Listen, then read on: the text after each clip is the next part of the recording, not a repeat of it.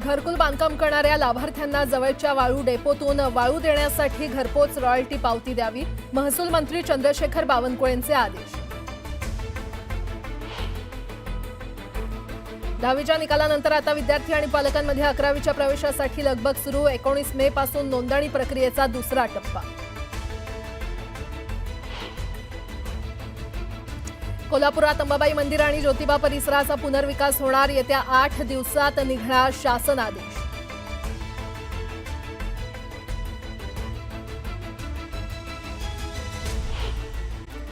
मधील त्रालमध्ये सुरक्षा दलांना एक मोठं यश आलेलं आहे. सुरक्षा दलांनी पुलवामा इथं 3 दहशतवाद्यांचा खात्मा केलेला आहे. जैश-ए मोहम्मदच्या 3 दहशतवाद्यांना कंठस्नान घालण्यात यश आलेलं आहे. त्यामध्ये पहिला आहे आसिफ शेख, दुसरा आहे आमिर वाणी, यावर भट अशी 3 दहशतवाद्यांची नावं आहेत. त्यांचा खात्मा करण्यात यश आलेलं आहे. ठार झालेल्या दहशतवाद्यांमध्ये एकानं पहलगाममधील हल्ल्याला लोकल सपोर्ट दिला अशी माहिती मिळते. त्याचं नाव आसिफ होतं, ज्यानं पहलगाममधील हल्ल्यातल्या दहशतवाद्यांना लोकल सपोर्ट दिला अशी माहिती मिळते.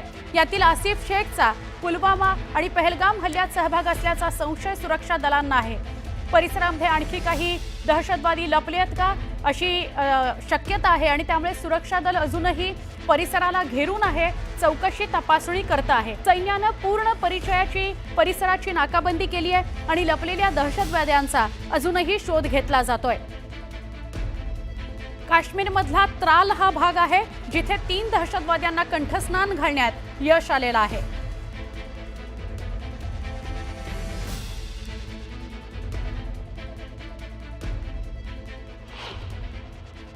Security forces got specific input regarding the movement of terrorists. According that, the area was cordoned off, and after that, a fierce gun battle started between terrorists and the security forces.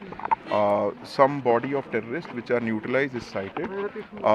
Their identity and affiliation is still to be ascertained because we are in the mode of sanitizing the area and further concluding that operation. It will take us some time to conclude that, and so that only thereafter we could divulge the identities and their affiliation.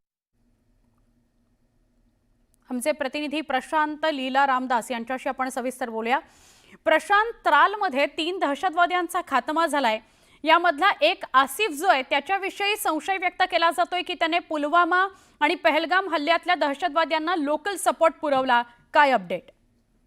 बरोबर आहे. यामध्ये जे 3 त्रालमध्ये जे पुलवामा जिल्ह्यातील त्राल सेक्टरमध्ये जी घटना घडली आणि या घटनेमध्ये जर बघितलं आपण साधारणतः जी माहिती मिळते, एकीकडे 3 दहशतवाद्यांची खात्मा करण्यामध्ये खास करून भारतीय लष्कर म्हणजे पॅरामिलिटरी फोर्सेस आणि जम्मू काश्मीर पोलिसांना यश आलेलं आहे. सोबतच महत्त्वाचं म्हणजे जर बघितलं या सगळ्या पार्श्वभूमीवरती अत्यंत महत्त्वाचं हे आहे की यामधला जो दहशतवादी आहे हा दहशतवादी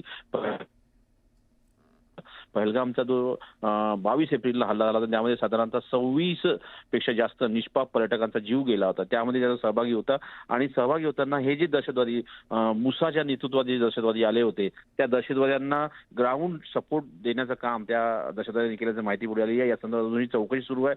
जम्मू काश्मीर पोलिसच्या कमिशनरांनी स्पष्ट म्हटलं आहे की आम्ही आज चकमकीमध्ये 3 दहशतवाद्यांना यमसदनी धाडलेला आहे. पण महत्वाचं म्हणजे जे गेल्या काही दिवसापासून कारवाई सुरू आहे, ऑपरेशन सुरू आहे विविध पद्धतीवरती जम्मू काश्मीर पोलीस, त्यानंतर भारतीय लष्कर आणि सोबतच जर बघितलं तर निमलष्करी दल या 3घांच्या संयुक्तमध्ये हे ऑपरेशन सुरू आहे. तर त्या ऑपरेशनमध्ये 3 दहशतवादी मारल्या गेलेले आहेत. स्टुडिओ नक्की प्रशांत, धन्यवाद आपण माहिती दिलीत त्याबद्दल.